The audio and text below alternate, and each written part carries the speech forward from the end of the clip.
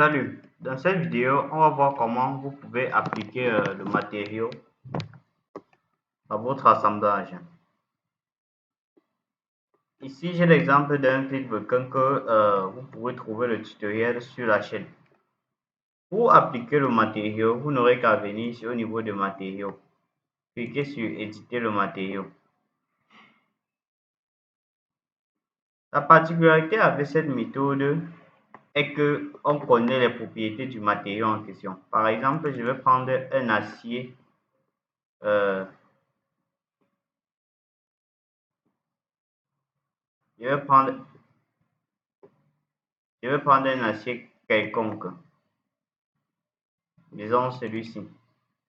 Ici, ça nous affiche les propriétés de l'acier, le module d'élasticité, le coefficient de Poisson, le module de cisaillement, la masse volumique, la limite de traction, la limite de compression, la limite d'élasticité, le coefficient de dilatation, la conductivité thermique.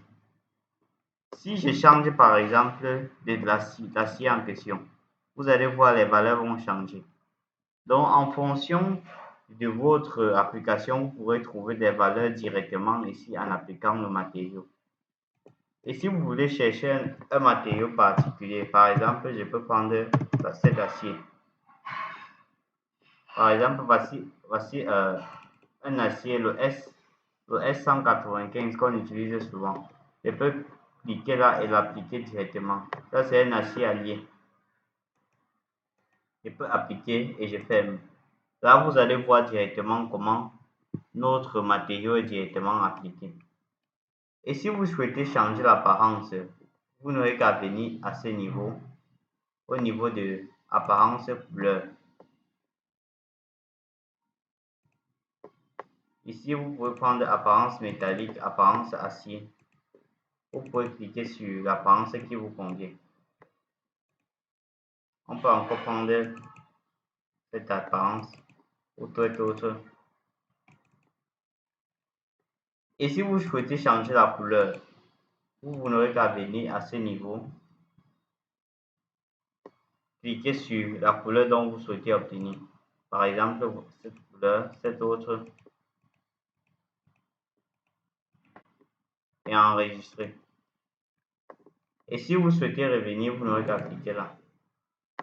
Et votre pièce revient initialement.